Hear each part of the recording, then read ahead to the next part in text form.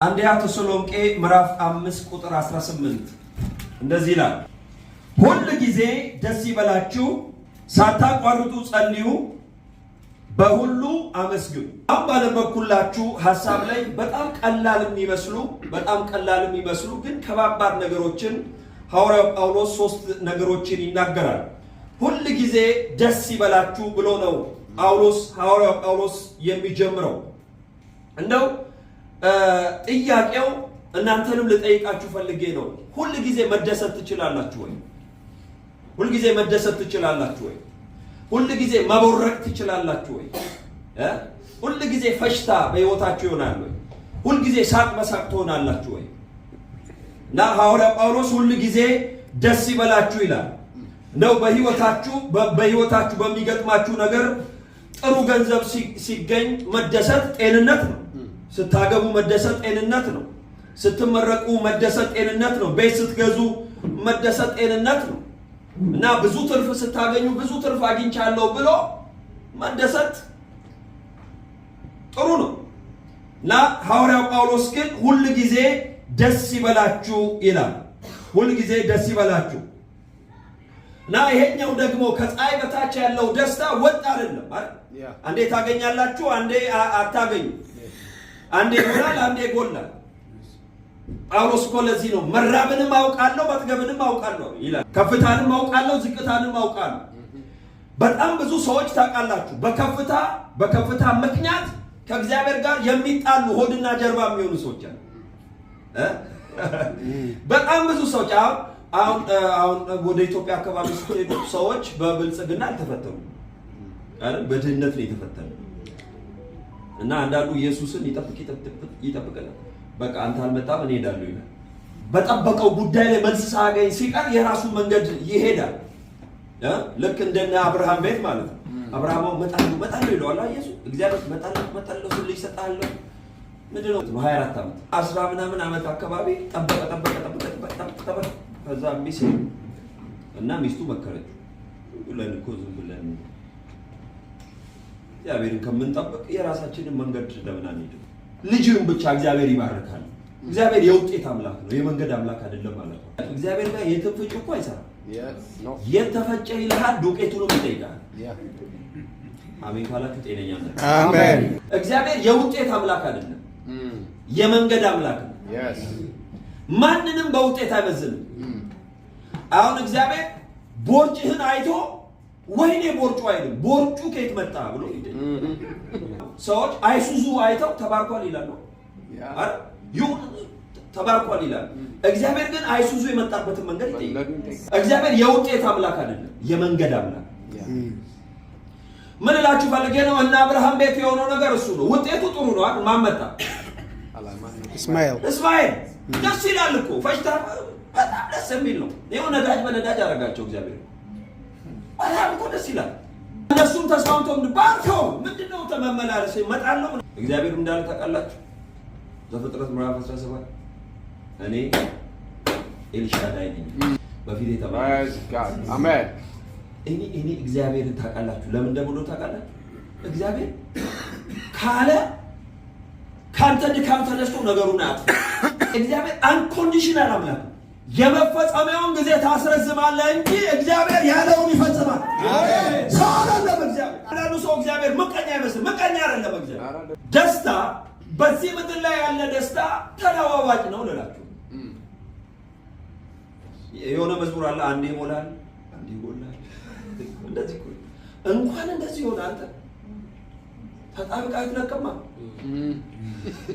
የለህም አይጸሎት ርዕስ ታውቃላችሁ። እግዚአብሔር እኮ ብዙዎቻችንን እኮ አንዳንድ የምንፈልጋቸውን ነገር እያራቀ ነው ያስጠጋል።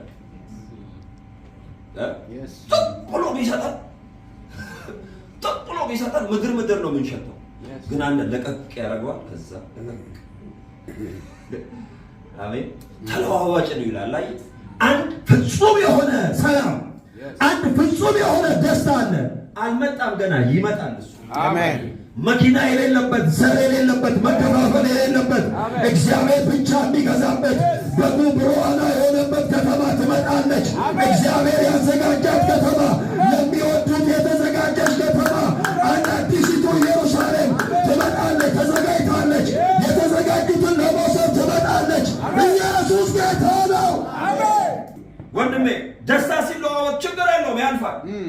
ሙሉ ደስታ ነው። ፍጹም የሆነ ደስታ፣ በጌታ የሆነ ደስታ። አሜን አሜን። ጳውሎስ እንደዚህ ይላቸዋል፣ ደስ ይበላችሁ። ከፀሐይ በታች ባለ ጉዳይ አይደለም። ጳውሎስ ነገሩ ራሱ ከፀሐይ በታች ባለ ጉዳይ አይሰፋውም።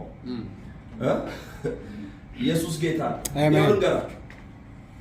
ለክርስቲያኑ ከየትኛውም በላይ ኪሳራ ገንዘብ ማጣቱ አይደለም፣ ደስታውን ማጣቱ። በነገራችሁ ላይ ሁሉንም ነገር የምታደርጉ ለደስታ ብላችሁ። አሁን ዓለም ምንድን ነው የገጠማት? የደስታ ችግር እኮ። ብዙ ሰው እኮ አይደሰትም። ዓለም የደስታ እጥረት እኮ ነው የገጠማት። አንድ ጊዜ ማይክል ጃክሰንን ሆቴል ውስጥ አገኙት። ብር እየቀደደ የብር ኖት እየቀደደ አገኙት እና ማይክ ምን ሆነ ነው ይሄንን የብር ኖት መቀደው ምናምን ዶላር እየቀደደ አገኙ። ይሄ ዶላር ክፍተቴን ሊሞላ ስላልቻለ ነው መቀደዋል። ዓለም የደስታ እጥረት ገጥሟታል። ሁሉም እዚህ ምድር ላይ ያለ ደስታ ከጌታ ጋር የተነካካ ደስታ ነው። ጳውሎስ ለዚህ ነው በጌታ ምን ይበላችሁ? ደስ ይበላችሁ። አሜን። እስቲ ከጎናችሁ በጌታ ደስ ይበላችሁ። አሜን። ኢየሱስ ጌታ ነው። በጌታ ደስ ይበላችሁ።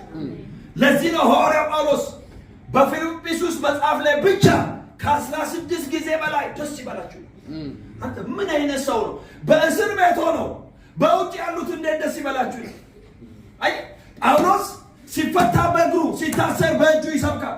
ደስ ይበላችሁ፣ በጌታ ደስ ይበላችሁ። ደግሜ እላለሁ ወንድሞቼ እናቶቼ፣ ይሄ ደስታ ከሁኔታ ጋር የተነካካ አይደለም።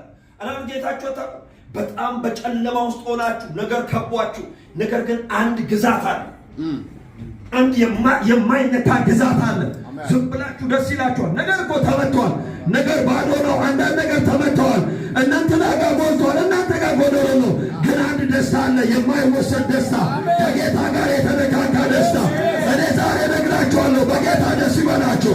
የምድር አንድ ቀን ያልፋል፣ የማያልፍ ደስታ አለ። እሱም ከጌታ የተቀበላችሁ ደስታ። አሜን። በጌታ ደስ ይበላችሁ። አሜን። አሜን። ኢየሱስ ጌታ። ዛሬ ፊታችሁ ወርቶ ነው ከዚህ አሜን። ነው የሚያስደስተኝ ትላለህ።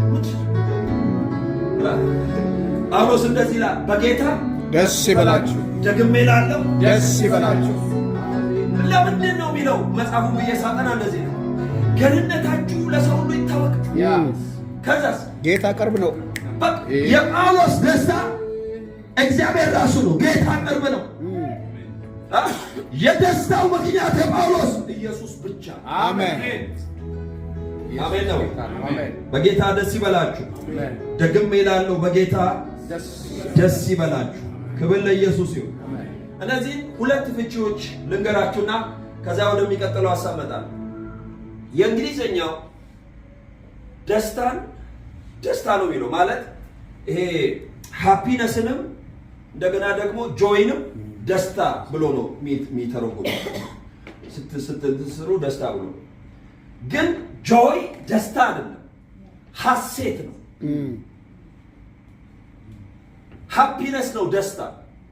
ለመሰላችሁ ጆይ ከነፍስ ክፍል የሚነሳ አይደለም። ጆይ ከመንፈስ ነው የሚነሳው። አሜን። ሃፒነስ ግን ከነፍስ ነው የሚነሳው። ስትበሉ ደስ ይላችኋል፣ ስትጠጡ ደስ ይላችኋል፣ ጨርቅ ስትቀይሩ ደስ ይላል እና አሪፍ መኪና ስትገዙ ምናምን ደስ ይላችኋል። ሃፒነስ ከነፍስ ክፍል ነው የሚነሳው። እኛ ጋር ያለው ደስታ ግን ሐሴት ነው። አሜን አሜን። ሁኔታ የማይቀይረው በሐዘን ውስጥ ሆናችሁ ራሱ ደስ ይላችሁ። ለምን መሰላችሁ? አይወሰድም። ጌታ ኢየሱስን ስትቀበሉ አብሮ ይገባል። በቃ አሁን ወደ ሁለተኛው ልምጣና ከዛ ሶስተኛው ላይ ጫና አድርጌ ስለማወራ ወንድሜ ደስ ይበልህ። በጌታ ደስ ይበልህ። አሜን አሜን። ኢየሱስ ጌታ። በጌታ ደስ ይበላችሁ።